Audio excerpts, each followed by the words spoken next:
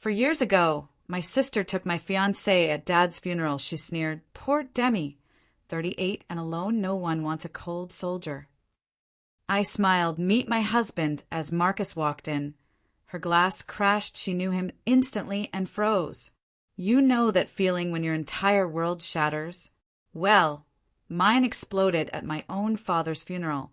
My sister, Vanessa, looked me dead in the eye, called me poor, alone, and unlovable, then smirked, saying no one wants a cold soldier. She thought she had won everything, but she was about to find out just how wrong she was. And trust me, her champagne glass wasn't the only thing that shattered that day. I was there, 38 years old, Captain Demi James of the United States Army, standing entirely alone in my dress blues. My back was ramrod straight, but inside, my heart was shattering into a million pieces. And there was Vanessa, my older sister, draped in a plunging designer black dress that screamed for attention, leaning in to whisper, "Poor Demi, you look so stiff and dry in that uniform." No wonder Darren chose my softness. He said, "Holding you is like hugging a log." She practically purred the words, then shot a smug glance at Darren, my ex-fiancé, who was signing the guest book with this glossy Mont Blanc pen, acting like he owned the entire ceremony.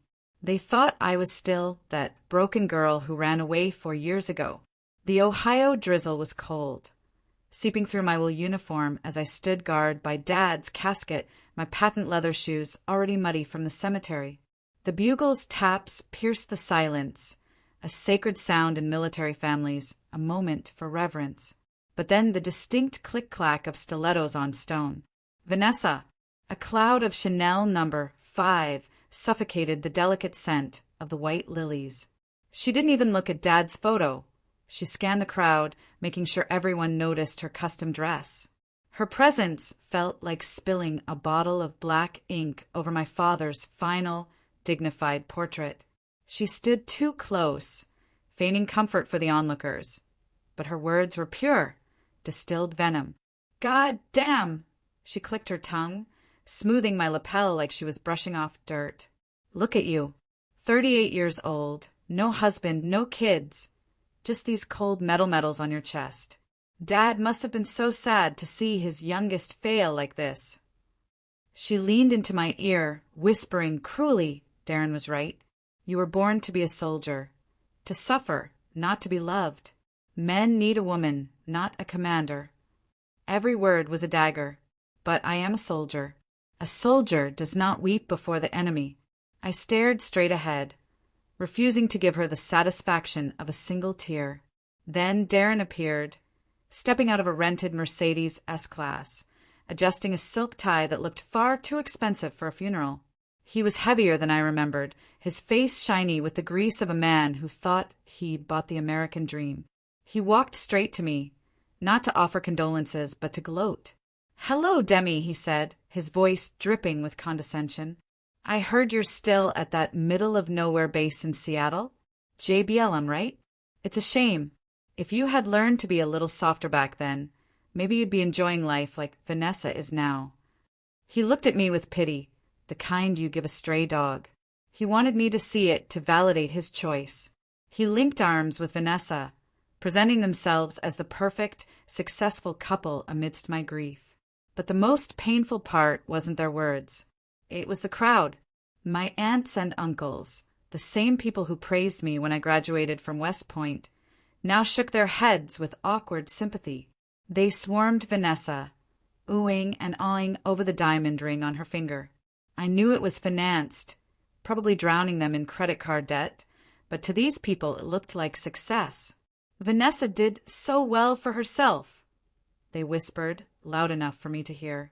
"Such a lucky girl." I stood there, utterly isolated within my own bloodline.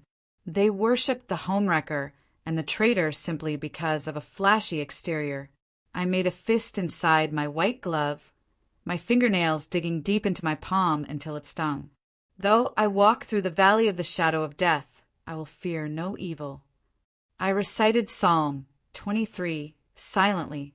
It was the only thing keeping me from screaming. I will not break. Not here. Not today.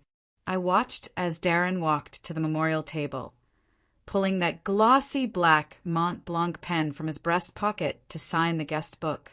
The light caught its resin barrel. My breath hitched. That pen. It wasn't just a pen. It was a trigger. The sight of it dragged me violently away from the cemetery, back 4 years, to the moment that pen signed away my innocence. The glossy shine of that Mont Blanc pen in Darren's hand was like a hypnotic trigger pulling me backward.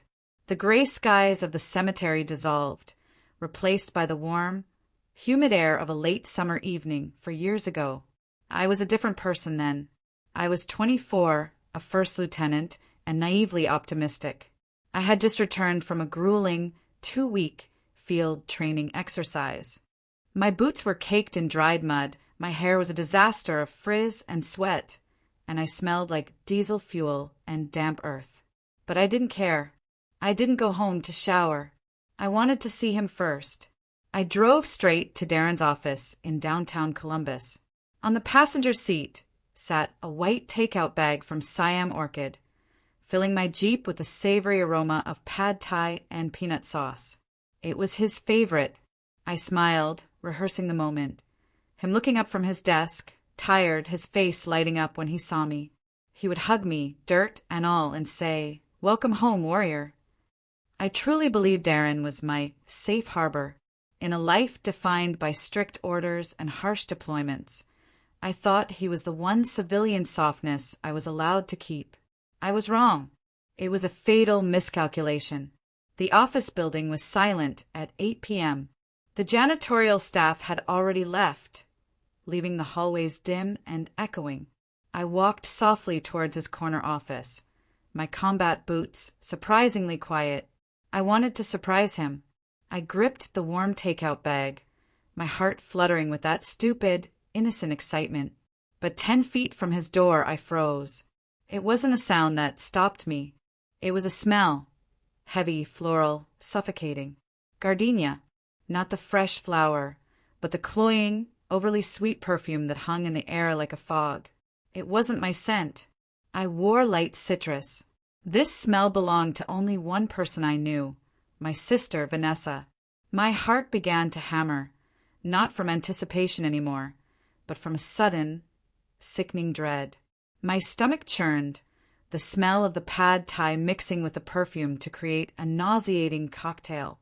Then came the sounds, a giggle, that high-pitched, performative laugh Vanessa used when she wanted something expensive. Then the low murmur of a man's voice. "Don't worry about her." Darren's voice drifted through the partially open door. It wasn't the respectful tone he used with me. It was mocking, slurred with lust. "Demi is as dry as a roof tile. She wouldn't know passion if it hit her in the face." Vanessa purred. "Poor thing. She tries so hard to be a man." The blood drained from my face. My hands went numb. I didn't want to believe it. I needed to see it. I needed the visual confirmation to kill the hope that was still gasping for air inside me. I pushed the heavy oak door open. The bag of food slipped from my fingers. It hit the floor with a wet thud, the container bursting open. Steaming noodles and orange sauce splattered across the pristine carpet, but neither of them looked at the mess. They looked at me. The scene before me was a tableau of absolute betrayal. They were entangled on the leather Chesterfield sofa. But what made my vision blur with rage wasn't just the nudity. It was what Vanessa was wearing. Draped over her shoulders, unbuttoned and loose, was my camouflage army shirt. The one with my name tape, James, stitched over the heart. The shirt I had earned through sweat and tears. She was wearing my honor like a cheap piece of lingerie. Darren scrambled up, his face draining of color, looking like a deer caught in headlights. "Demi, it's not, but Vanessa?" She didn't scramble. She didn't cover herself in shame. She slowly ran a hand through her messy hair, pulling my shirt tighter around her bare skin. She looked me up and down, taking in my muddy boots and tired face. Then she smirked. It was a smile of pure victory. Her eyes said everything she didn't need to speak aloud. I won. You lost. You serve the country. I serve myself to your man. I waited for the tears. They didn't come. I waited for the urge to scream, to throw a vase, to claw her eyes out. That didn't come either. Instead, a profound, icy silence filled my veins. It was the switch flipping. In the military, they teach you that when an ambush happens, you don't panic. You assess. You react. I looked at Darren, who was now trying to pull his pants up, looking pathetic and soft. Then I looked at the engagement ring on my left hand, a solitaire diamond that I had been so proud to show off. Now it just looked like a shackle. Slowly, deliberately, I pulled the ring off my finger. My hand felt lighter instantly. I walked to the glass coffee table in front of them. I didn't throw the ring. I placed it down with a sharp, deliberate clink against the glass. The sound rang out like a judge's gavel. You two pieces of trash deserve each other, I said. My voice was steady, void of any emotion. It scared me how calm I sounded. I turned my back on them. I left the ruined food on the floor. I left the man I thought I loved. I left my sister. And I left the old Demi in that room. I walked out to the parking lot, the cool night air hitting my face. I climbed into my Jeep, the engine roaring to life, drowning out the silence of my shattered life. I didn't look back at the office window. I just put the car in drive and headed toward the interstate. I didn't know where I was going, but I knew I couldn't stay in Ohio a second longer. That night, I didn't just pack. I evacuated. I threw my duffel bags and a box of essential documents into the back of my old Jeep Wrangler like I was fleeing a war zone. In a way, I was. I requested an immediate transfer to Joint Base Lewis McChord, JBLM, in Washington State, the furthest possible point on the map from Ohio without swimming into the Pacific Ocean. The drive was a 3,000-mile blur of asphalt and misery. I drove like a fugitive, fueled by gas station coffee and a burning, acidic rage. I didn't turn on the radio once. I couldn't bear to hear love songs or happy pop music. I just listened to the drone of the tires on the interstate and the roar of the engine. Every time I stopped at a red light or got stuck in traffic, that image flashed in my mind. Vanessa wearing my name tape smirking at me. It haunted me across the cornfields of the Midwest, through the mountains of Montana, and all the way into the gray, drizzly embrace of the Pacific Northwest. I arrived in Seattle at dawn. The city greeted me with a heavy curtain of rain and a sky the color of a bruised plum. I had no friends here, no family, and thanks to the deposit I had put down on a wedding venue that wouldn't refund me, my bank account was running on fumes. I couldn't AF place in the city, and the on-base housing list was miles long. So, I found a studio apartment off base in Tacoma. It was a dive. The carpet smelled of decades of stale cigarette smoke and damp wool, a scent that no amount of air freshener could mask. The walls were paper-thin. Every night, I could hear my neighbors arguing about money, their voices vibrating through the plaster, reminding me that misery loves company. For the first 6 months, my dinner menu didn't vary. It was the struggle meal of every broke college student and underpaid soldier in America. Marucan, chicken-flavored ramen, 25 cents a pack. I didn't have a dining table. I sat on the cold linoleum floor of my kitchenette crisscross applesauce, holding a styrofoam cup of noodles. The steam hit my face, doing nothing to warm the chill inside my chest. One Tuesday night, swirling the salty processed noodles with a plastic fork, I made the mistake of opening Instagram. There they were. Vanessa had posted a carousel of photos. She and Darren at an all-inclusive resort in Cabo San Lucas. In one photo, they were holding tropical cocktails, the turquoise ocean glistening behind them. Vanessa was tanned, glowing, and wearing a diamond ring, my replacement that caught the sunlight. The caption read, "Finally found my soulmate, living the blessed life." I stared at the screen until my eyes burned. I was eating 25-cent noodles on a dirty floor in a rainy city while the woman, who betrayed her own blood, was sipping margaritas in paradise on my ex-fiancé's dime. The injustice of it felt physical, like a punch to the gut. Why did the villains get the happy ending? Why was I the one who followed the rules and lived with honor, the one left shivering in the dark? At work, I became a ghost. I showed up to base every morning at 0600 sharp. I did my job with mechanical precision. I processed logistics requests, managed supply chains, and shouted orders when necessary. But I was hollow. I avoided the mess hall. I turned down every invitation for Friday night drinks.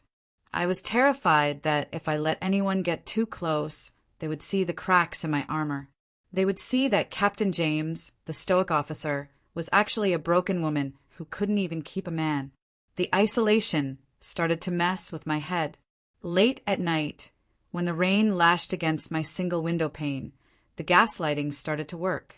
I began to replay Vanessa's insults. Maybe she was right, I thought. Maybe I am too dry. Maybe I'm unlovable. Maybe I'm just a machine made for war, not for a home. I was spiraling. I was drowning in plain sight, and nobody knew. Then came the hand of a stranger.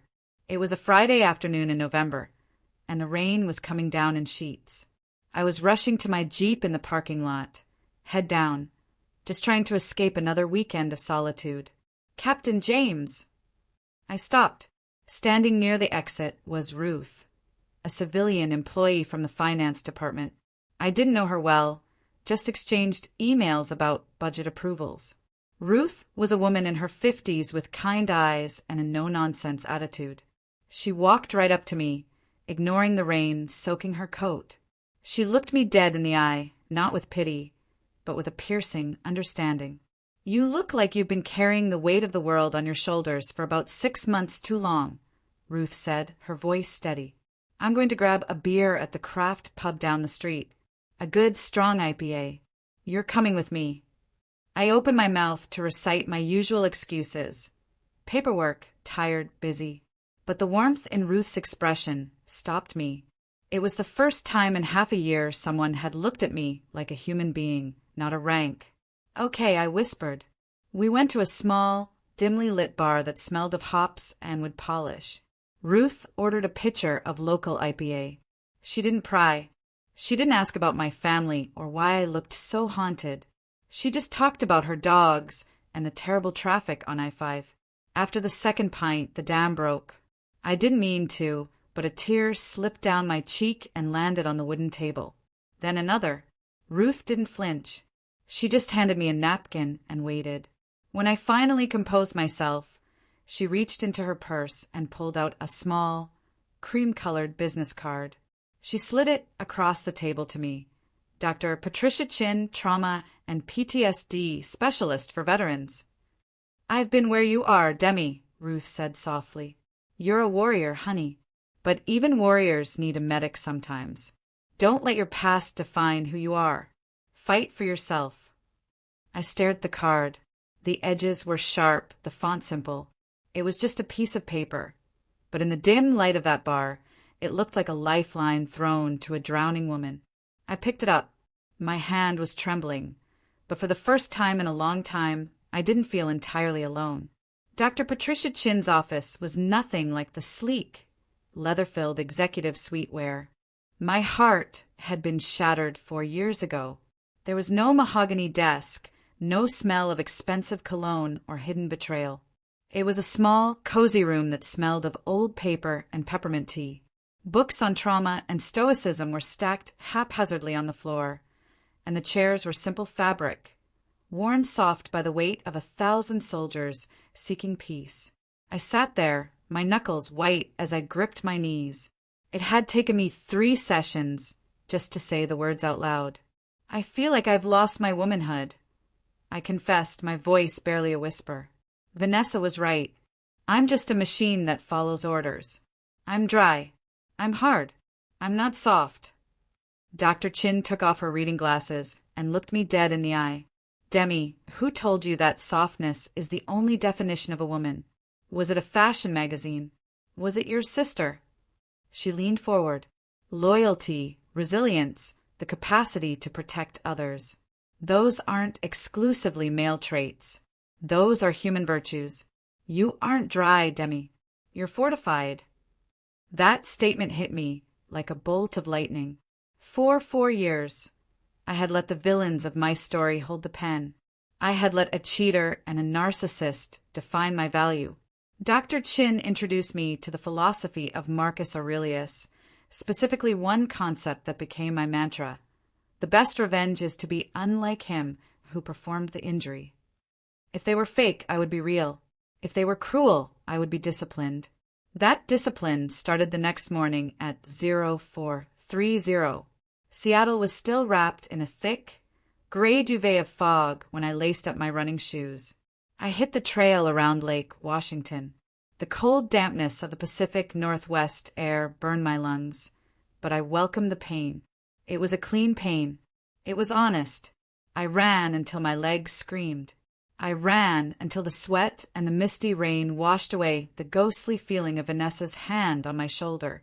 I remembered the oath I took when I joined the army.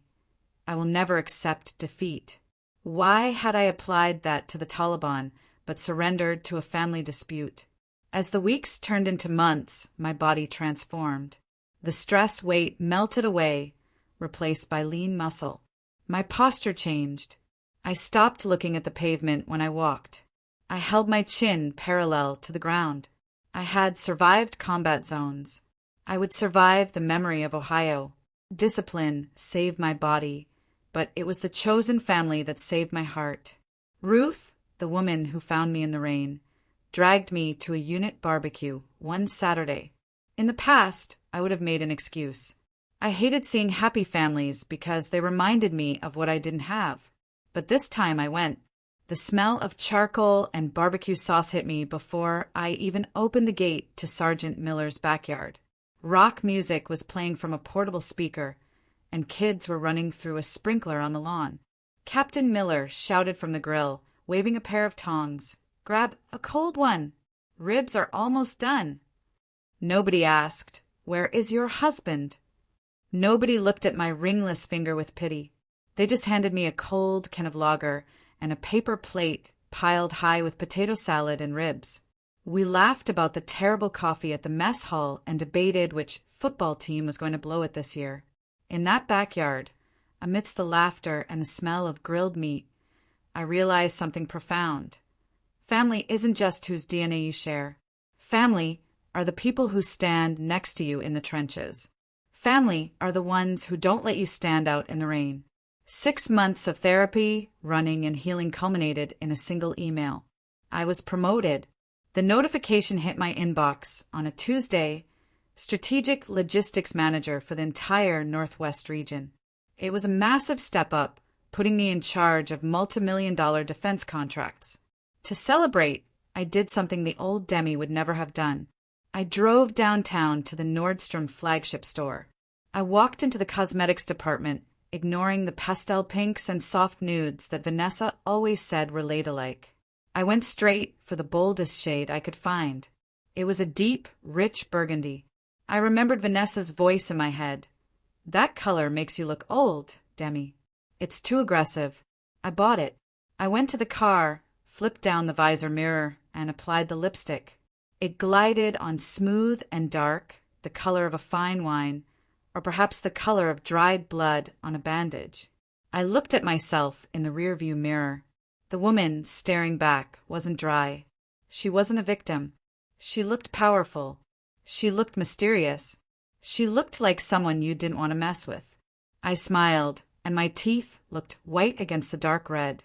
This wasn't makeup. This was war paint. I started the engine of my Jeep. I had a new rank, a new confidence, and a new mission. And little did I know, this new promotion was about to put me in a room with the man who would change everything. The boardrooms of the Pacific Northwest were small, and I was about to walk into a meeting that would rewrite my destiny. My promotion to Strategic Logistics Manager didn't just change my rank, it changed the room I was standing in. Instead of muddy field tents, I was now walking into high-level procurement meetings at the Pentagon's Western Regional Office. And that is where I met the man who would redefine everything I thought I knew about love. Marcus Hamilton was sitting at the head of the mahogany conference table. He was the CEO of Apex Defense, the largest military contractor in the region. Unlike the loud, flashy businessmen I was used to, men like Darren, who wore their wealth like a neon sign, Marcus exuded quiet luxury. He wore a charcoal gray suit that fit him so perfectly it had to be bespoke. There were no visible logos, no flashy gold cufflinks, but I knew the fabric was richer and more expensive than Darren's entire wardrobe combined. When I stood up to present my report on supply chain vulnerabilities, Marcus didn't check his watch. He didn't look at his phone. And most importantly, he didn't stare at my chest or my legs. He looked me dead in the eye. He listened. He took notes with a vintage fountain pen, his movements precise and deliberate. When I finished, the room was silent. Marcus capped his pen and leaned back. "Captain James," he said, his voice a deep, resonant baritone that commanded the room without shouting. That was the sharpest analysis of the Pacific Supply route I have heard in 5 years. "You just saved my company and the taxpayers millions." He wasn't flattering me to get into my pants. He was respecting my brain. For a woman who had been told she was too dry and too rigid, being admired for my competence felt like drinking cool water after a long march in the desert. 2 weeks later, he invited me to dinner. He didn't take me to a 5-star hotel with a dress code where he could show me off like a trophy. He took me to Pike Place Market. We walked down Post Alley to the pink door. There was no sign, just a faded pink door and a brick wall. It was a place for locals, for people who knew quality and didn't need to advertise it. We sat on the deck overlooking Elliott Bay, the ferry boats cutting through the dark water below. When the waiter arrived, I instinctively froze. My muscle memory from 4 years with Darren kicked in. Darren always ordered for me. "She'll have the garden salad, dressing on the side." We're watching her waistline. Marcus simply handed me the menu and smiled. "The lasagna here is legendary, but get whatever makes you happy, Demi." I ordered the lasagna, rich, cheesy, and full of carbs. And as we ate, we talked. We didn't talk about money or gossip. We talked about architecture, about the geopolitical shifts in Europe, about old jazz records. When we walked back to the parking garage, I braced myself to see a flashy sports car. Instead, Marcus unlocked a dark blue Volvo SUV. A Volvo. I teased him, raising an eyebrow. "Safest car on the road," he said with a shrug, opening the door for me. "I don't need to prove I'm fast. I need to know I'm getting home in one piece." That was it. That was the moment I fell for him. Marcus was a mountain, solid, immovable, and safe.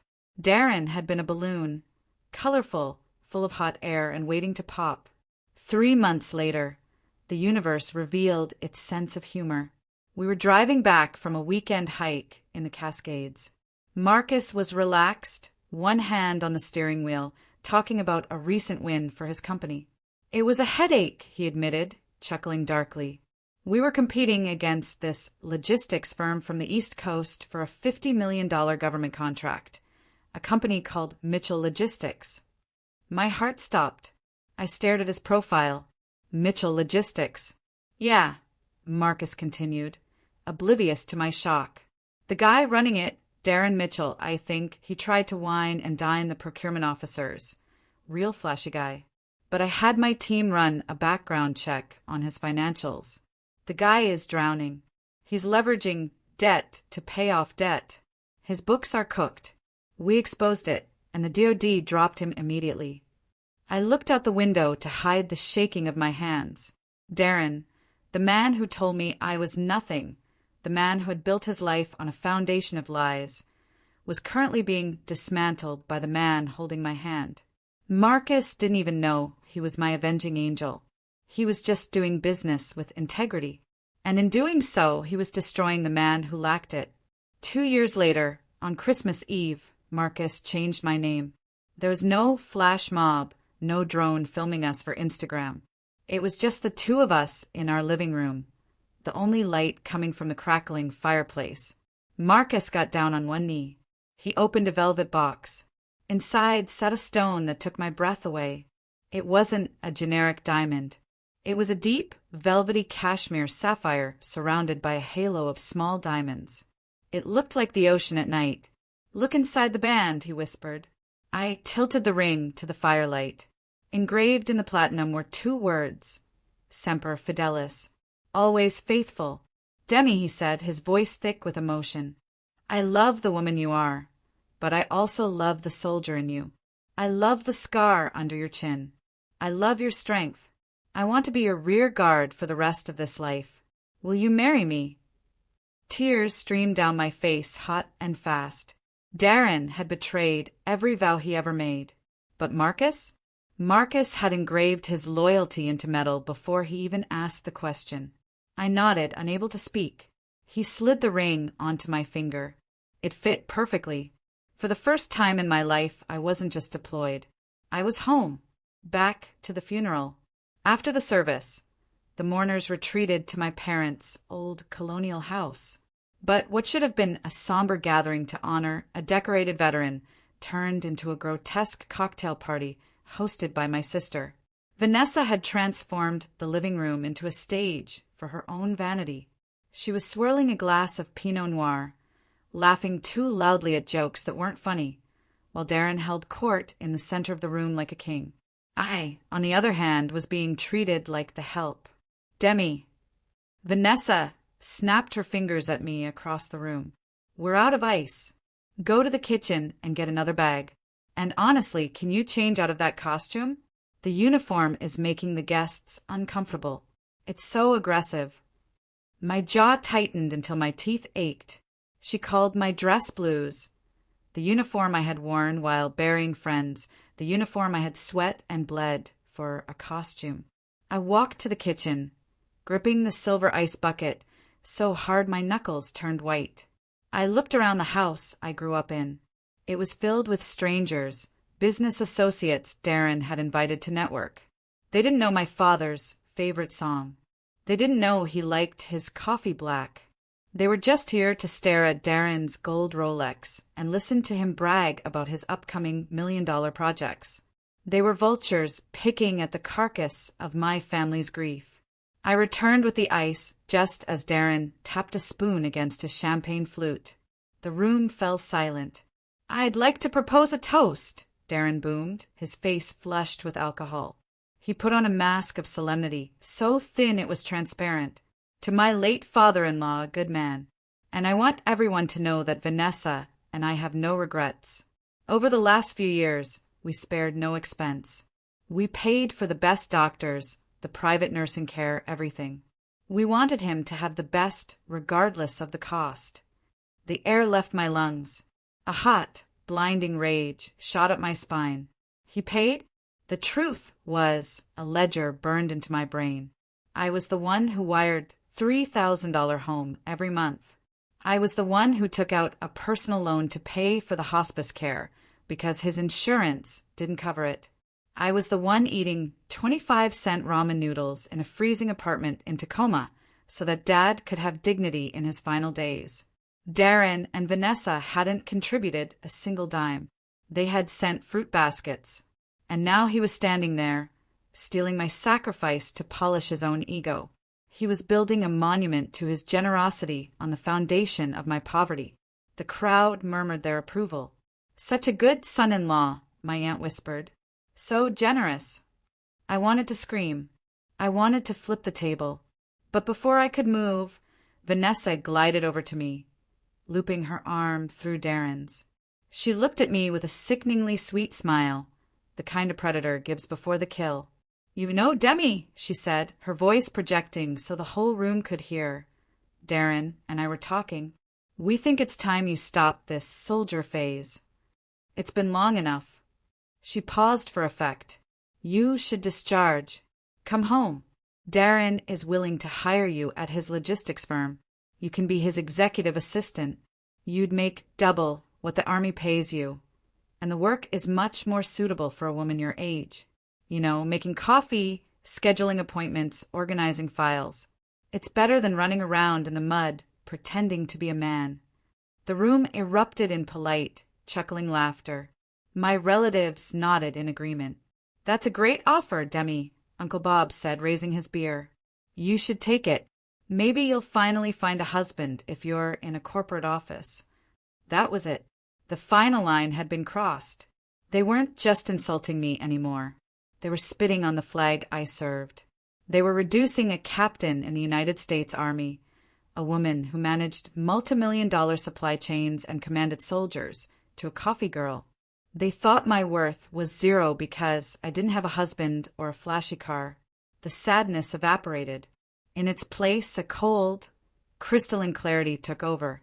It was the zone. The heartbeat slows. The vision sharpens. The target is locked. I set the ice bucket down on the coffee table. Thud! The sound was heavy enough to cut through the chatter. I slowly pulled off my white gloves, finger by finger, and tucked them into my belt. I looked at Vanessa, then turned my gaze to Darren. Thank you for the offer, I said.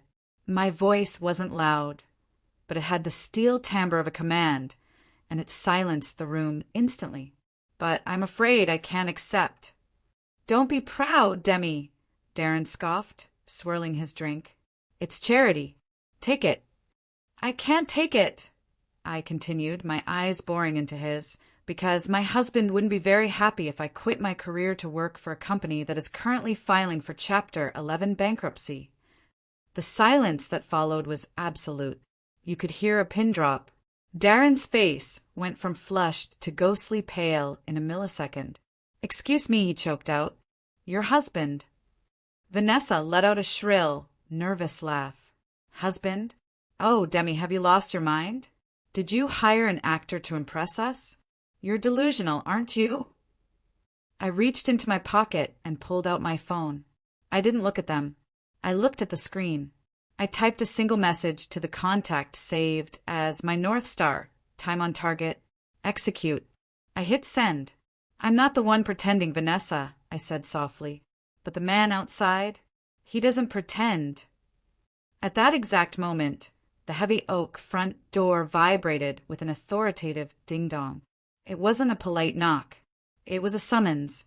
The reckoning had arrived. After I dropped the bomb about my husband and the bankruptcy, the silence in the living room lasted. Exactly 3 seconds. Then the room exploded into laughter. It wasn't warm, genuine laughter. It was jagged and hysterical, led by Vanessa. She threw her head back, the sound of her cackle echoing off the walls like shattering glass. Your husband, she gasped, wiping a tear of mirth from her eye. Oh, Demi, honey, I knew you were desperate, but I didn't think you were delusional. What did you do? Hire some struggling actor from a local theater group to come here and pretend to love you. Darren shook his head, looking at me with that same nauseating mixture of pity and condescension. He walked over and patted my shoulder, his hand heavy and patronizing. Demi, he said, lowering his voice to a stage whisper so everyone could hear how caring he was. I get it. It's hard seeing us so successful while you're stuck. But lying like this, it's a cry for help. Maybe I should call a professional. I know a good psychiatrist who deals with midlife crises and pathological lying. The guests nodded in agreement, sipping their wine, whispering behind their hands. Poor thing, they mouthed. She's finally snapped. They didn't believe me. In their narrow, materialistic worldview, it was physically impossible for a woman like me, dry, career-focused, and unadorned, to attract a man, let alone a husband. Their contempt had reached the pinnacle of ignorance. They were standing on the deck of the Titanic, mocking the iceberg, completely unaware that the hull had already been breached. 50 yards away, the atmosphere was entirely different. A black Cadillac Escalade, sleek and ominous like a shark in dark water, idled at the curb. Rainwater beaded on the bulletproof glass, reflecting the gray Ohio sky. Inside, the air was conditioned to a perfect 68 degrees, smelling faintly of leather and expensive cologne. Marcus Hamilton sat in the back seat. He wasn't laughing. He was adjusting his white gold cufflinks with surgical precision. On his lap sat an iPad Pro, the screen glowing with a dossier that would end Darren Mitchell's career. Federal tax liens totaling $400,000, Payroll missed for the last 3 months. 2 lawsuits from subcontractors for non-payment. And here it is, the second mortgage on the house taken out at a predatory interest rate just to lease a Mercedes and buy a fake ring. He shook his head. He hadn't flown across the country to get into a fist fight with Darren. That was beneath him. He was here to dismantle Darren with the most lethal weapon in America, the truth. Beside him on the leather seat lay a bouquet of white tulips. In the language of flowers, they symbolized forgiveness and new beginnings. But today, Marcus intended them to be a funeral wreath for Darren's ego. "Sir," his driver and head of security, a massive man named Silas, spoke from the front. "We are clear. Do you want me to accompany you to the door?" "No, Silas," Marcus said, closing the iPad. "I want to look him in the eye myself. Just keep the umbrella ready." Marcus stepped out of the vehicle. His hand-stitched Italian leather shoes hit the wet pavement with a solid, authoritative thud. Silas was there instantly, holding a large black umbrella over him, shielding him from the drizzle. As Marcus walked up the driveway, neighbors who were walking their dogs stopped to stare. In this quiet suburban neighborhood, Marcus didn't look like a guest. He moved with the easy, terrifying confidence of a general entering a territory he had already conquered. He knew his wife was in there. He knew she was taking fire, and he was about to turn those verbal bullets into dust. He reached the front porch. He didn't knock. He pressed the doorbell. Ding dong. The chime cut through the laughter inside the house like a knife. "Who is that now?" Vanessa huffed, annoyed that her performance was interrupted. She swirled her wine glass, not bothering to move. "Probably the delivery guy with the extra case of Pinot Noir I ordered. Demi, get the door, will you? And tell him to take the empty boxes with him." She waved her hand at me, dismissing me like a servant for the 10th time that day. I stood up slowly. I didn't look at the door immediately. I took a second to brush an invisible speck of dust from my blue uniform. I smoothed the fabric over my heart, feeling the steady rhythm of my own pulse. I wasn't afraid anymore. I felt a strange, vibrating excitement, the adrenaline of a soldier hearing air support arriving overhead. I looked Darren dead in the eyes one last time. "It's not the wine delivery, Darren," I said quietly. My voice was steady, cutting through the murmurs of the room. "That is the man who is about to teach you a very painful lesson in what it actually means to be a provider. Just get the door, Demi." Vanessa shrieked. I turned my back on them. I walked down the hallway, my heels clicking on the hardwood floor. Each step felt heavier, more significant than the last. My heart hammered against my ribs, not from fear, but from anticipation. I reached for the heavy brass handle of the oak door. I took a deep breath, inhaling the stale air of the house one last time before letting the fresh air in. I turned the knob. I pulled. The door swung open, and the gray light of the outside world flooded into the hallway, outlining the silhouette of the man standing there. The wait was over. When Marcus Hamilton stepped across the threshold, the air in the living room didn't just change, it evaporated. He brought with him the kind of heavy, suffocating gravity that only truly powerful men possess. He stood 6 feet 2 inches, towering over Darren, his charcoal suit absorbing the light rather than reflecting it. He didn't look at the stunned guests holding their cheap appetizers. He didn't look at Darren, who was frozen mid-laugh. He walked straight to me, his strides measured and calm, parting the crowd like the Red Sea. He stopped in front of me, ignoring the chaos of the room entirely. He held out the bouquet of white tulips, crisp, elegant, and understated. "Sorry I'm late, Captain," he said, his voice a rich baritone that vibrated against the walls. He leaned down and kissed my forehead, his lips warm against my cold skin. The flight from D.C. was delayed on the tarmac. You know how the private airfield gets in this weather. Private airfield. The room went deathly silent. Vanessa, who had been holding her glass of Pinot Noir like a scepter, stared at Marcus. Her eyes darted from the cut of his Italian, suit to the watch on his left wrist. It was a Patek Philippe Nautilus, a timepiece that cost more than this entire house. The realization hit her so hard that her fingers went numb. Crash! The wine glass slipped from her hand and shattered on the beige carpet. A dark red stain began to spread rapidly, looking like a fresh gunshot wound on the floor, but nobody moved to clean it up. They were too paralyzed by what was happening to Darren. Darren was standing dead still. His face had drained of all color, turning a sickly shade of gray. He wasn't looking at Marcus as a rival. He was looking at him as an executioner. He recognized the man, not because they were friends, but because Marcus was the predator Darren had been running from.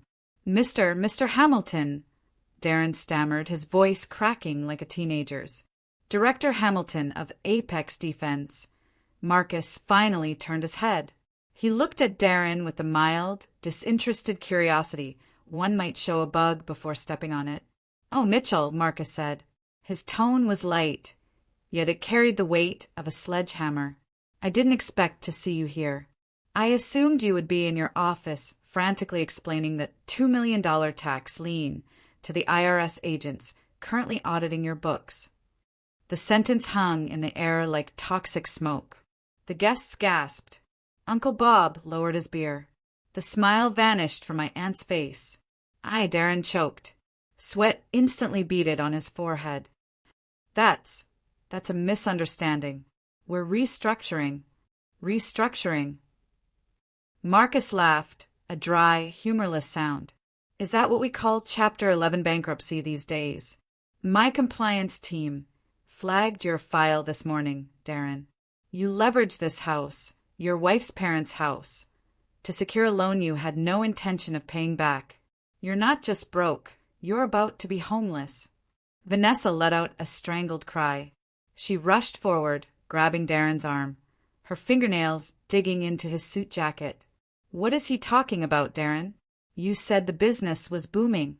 You said we were buying a boat." She turned to Marcus, her eyes wide with panic and confusion. "How do you know this? Who are you?" Marcus didn't answer her immediately. He stepped closer to me, sliding his arm around my waist. His grip was firm, possessive, and incredibly grounding. "I am the man who just acquired the Department of Defense logistics contract that your husband tried to bribe his way into," Marcus said calmly. "I'm the reason his company is dissolving." He paused, letting the information sink in. Then he delivered the final blow. "But more importantly," Marcus continued, his voice dropping an octave, becoming deadly serious, "I am Demi's husband. We've been married for 2 years. Vanessa's mouth fell open. She looked from the sapphire ring on my finger to the man holding me, realizing that the actor she mocked was actually the most powerful man in the state. Marcus looked Vanessa dead in the eye. "And I want to thank you, Vanessa." "Thank me," she whispered, trembling. "Yes," Marcus smiled, but it didn't reach his eyes. "Thank you for taking this man off her hands 4 years ago. If you hadn't been so greedy, if you hadn't stolen him, I never would have met Demi. You took the trash out so I could find the treasure. For that, I am genuinely grateful."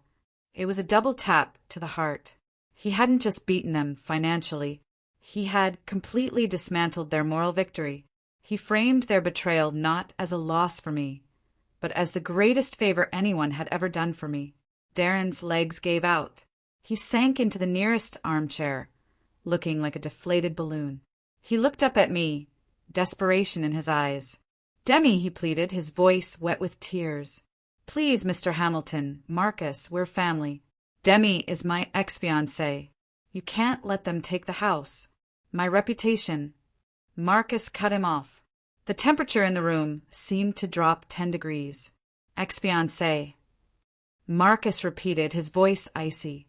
"You lost the right to speak her name when you betrayed her. She isn't your ex anything. She is Mrs. Hamilton, and the Hamilton family does not do business with liars." Marcus turned his gaze to the room, full of gawking relatives, the flying monkeys who had spent the last hour mocking me. "This party is over," Marcus announced. He didn't shout, but the authority in his voice was absolute. My wife has had a long day, and she needs to grieve her father in peace. I suggest you all leave now. There was no protest. No one stayed to finish their wine. The shame in the room was palpable. They grabbed their coats and purses, scrambling for the door like cockroaches when the lights turned on. Within 2 minutes, the house was silent, save for the sound of Vanessa sobbing on the floor next to the red wine stain that looked so much like the death of her fake life. Within 5 minutes, the house was empty. The friends and relatives who had been drinking Darren's wine and eating his shrimp cocktail vanished the moment the smell of failure entered the room. Now it was just the 4 of us standing in the wreckage of the living room. Marcus, me, and the 2 people who had tried to destroy my life. The silence was heavy, broken only by the aggressive buzzing of a cell phone on the coffee table. It was Darren's phone. The screen lit up, flashing a number with an 800 area code. Darren stared at it, his hands shaking by his sides. He made no move to answer it. "You should probably get that, Mitchell," Marcus said, leaning casually against the mantelpiece. "That's the 3rd time they've called in 10 minutes. Creditors are persistent." "I can't," Darren whispered, sweat trickling down his temple. "Then I will." Marcus reached forward and tapped the speakerphone icon before Darren could stop him. A woman's voice, sharp and professional, filled the room. "Mr. Mitchell, this is Wells Fargo Home Mortgage. We have attempted to reach you by mail and phone. This is your final notification regarding the property at 42 Elm Street.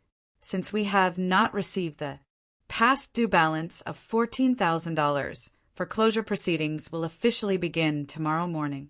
You have 30 days to vacate the premises." The color drained from Vanessa's face so fast I thought she was going to faint. She whipped her head toward Darren, her eyes bulging. "Foreclosure?" she shrieked. "Darren, you told me you paid off the mortgage. You said the business was having its best quarter ever." Darren hung his head, looking at his expensive Italian loafers, which I realized now were probably put on a credit card he couldn't pay. "I had to move some money around," he mumbled. "To keep up appearances, the lease on the Mercedes, your wardrobe, the parties, it cost money. Vanessa!" "So you lied to me!" Vanessa screamed, grabbing a throw pillow and hurling it at him. "We're homeless. You made me homeless." It was a pathetic scene. The facade of the perfect couple was crumbling in real time, revealing the rot underneath. Vanessa turned away from him, panting. Her eyes landed on my hand, specifically on the cashmere sapphire ring Marcus had given me. It glowed deep blue in the lamplight, heavy with history and value.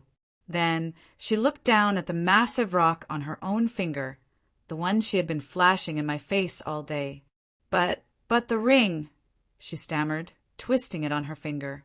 "Darren said this was an investment. He said it was worth $50,000. We can sell it. We can pay the bank." Marcus let out a short, dry chuckle. He walked over, glancing at Vanessa's hand without touching it. "Vanessa," Marcus said, his voice dripping with pity. "That isn't a diamond. It's moissanite. High quality, sure, but synthetic. You can buy that exact ring on Amazon for about $200, maybe $300 if you pay for overnight shipping." He gestured to my hand. "My wife's ring, however, is a natural cashmere sapphire, custom set by Harry Winston. It's insured for more than the value of this entire house. Please stop comparing yourself to her. You lost that game a long time ago." The realization hit Vanessa like a physical blow. Her knees buckled. She wasn't crying because she loved Darren and he had lied.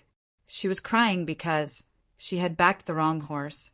She had thrown away her sister for a man she thought was a gold mine, only to find out he was a sinkhole. With a guttural scream of rage, Vanessa ripped the ring off her finger. She threw it at Darren with all her might. It bounced off his forehead and skittered under the sofa, a piece of cheap glass lost in the dust. "I hate you," she sobbed. "You fraud. You ruined my life." Darren didn't look at her. He looked at me, In a move that made my stomach turn, he dropped to his knees. He actually crawled 2 feet toward me, his hands clasped together. "Demi," he wept, snot running down his nose. "Demi, please. You have to talk to him. You know me. We grew up together. Just ask Marcus to give me a subcontract. Anything. A consulting gig. I just need a lifeline." He reached out, trying to grab the hem of my pants. I took a sharp step back. "Don't," I said, my voice cold. "Please, Demi," he wailed. "Do it for Mom and Dad. What would they think if they saw me like this? They loved me like a son. They wouldn't want me on the street." A wave of nausea washed over me. He dared to invoke my parents? The parents whose medical bills he ignored. The parents whose funeral he turned into a networking event. "Do not speak about my parents," I said, pointing a finger at him. "You stood in front of their casket today and lied about paying for their care. You insulted my rank. You tried to hire me as a secretary to humiliate me, and now you want me to save you." I looked down at him, a man I once thought was the love of my life. He looked so small now, so pathetic. "No, Darren," I said. "I won't save you. You are a grown man. You made your bed with lies. Now you have to sleep in it. Clean up your own trash." I felt a hand on the small of my back. Warm, solid. "Let's go, Demi," Marcus said softly. "The air in here is getting toxic." We turned around and walked toward the front door. Behind us, the sounds of chaos erupted again. Vanessa was screaming about her credit score. Darren was sobbing. They were turning on each other. 2 drowning people trying to climb on top of one another to survive. I stepped out onto the porch. The rain had stopped. The night air of Ohio was cold, crisp, and incredibly clean. I took a deep breath, filling my lungs with it. I walked down the steps to the waiting Cadillac. I didn't look back at the house. I didn't need to. That life, the life of the victim, the life of the dry sister, the life of the woman who wasn't enough, was dead. It died in that living room. I climbed into the car, and for the first time in 4 years, the knot in my chest completely uncoiled. I had one, and I didn't even have to fire a single shot. The flight back to Seattle was quiet. The hum of the jet engines created a cocoon of white noise that separated us from the chaos we had left behind in Ohio. Marcus was asleep in the seat next to me, his hand resting protectively over mine. In my lap lay the only thing I had taken from my parents' house before leaving, my father's old, leather-bound journal. I had found it tucked away in the bottom drawer of his desk, hidden beneath stacks of medical bills that I had paid. My hands trembled as I opened it to the last entry, dated just 3 weeks before he died. The handwriting was shaky, the script of a man whose body was failing, but whose mind was still sharp. I read the words through a blur of tears. "I know Demi is suffering alone out there. She doesn't say it, but I hear it in her voice on the phone. My little girl is tough as steel, but even steel feels pain when it's forged in fire. Vanessa has chosen the path of appearance. She wants the world to look at her. But Demi chose honor. She wants to serve the world. I am so proud of my soldier. I only pray that one day she finds a man who is worthy of that brave heart." A sob escaped my throat, loud enough to wake Marcus. He didn't ask what was wrong. He saw the book, saw my face, and simply pulled me into his chest. I buried my face in his shirt, letting go of the last jagged piece of resentment I had been carrying. I hadn't been invisible. Dad had seen me. He had always seen me. I wasn't the black sheep. I was the quiet shepherd he trusted. I wasn't alone. 2 weeks later, the final test arrived in the form of a vibration on my phone. I was in the kitchen making coffee when a text message popped up. It was from Vanessa. It was a long, rambling block of text, devoid of any punctuation or apology. "Demi, you have to help me. Darren took the car and left. He left me with nothing but debt. The bank is coming on Monday. I have nowhere to go. You're rich now. You have to send me $10,000, just a loan. Please, we are sisters. Family helps family. I stared at the screen, reading the words, "Family helps family." The audacity was breathtaking. This was the woman who told me I was unlovable. The woman who wore my uniform as a joke. The woman who tried to make me her husband's secretary. And now, when the ship she drilled holes in was sinking, she wanted me to throw her a life vest made of cash. I looked out the kitchen window. In the backyard, under the soft, gray drizzle of the Seattle morning, Marcus was kneeling in the dirt. He was planting the bulbs we had bought earlier that week. I looked back at the phone. For years ago, I would have sent the money. I would have tried to buy her love, but I wasn't that woman anymore. I didn't type a reply. I didn't lecture her. I simply tapped the small eye icon in the corner of the screen, scrolled down to the bottom in red text, and pressed block caller. The message disappeared. The connection was severed. It wasn't an act of cruelty. It was an act of self-preservation. I realized I had no responsibility to save the people who had tried to drown me. I put the phone down on the counter and walked out the back door. The air outside smelled of wet earth and pine needles, the signature scent of the Pacific Northwest. I walked over to the garden bed and knelt beside Marcus.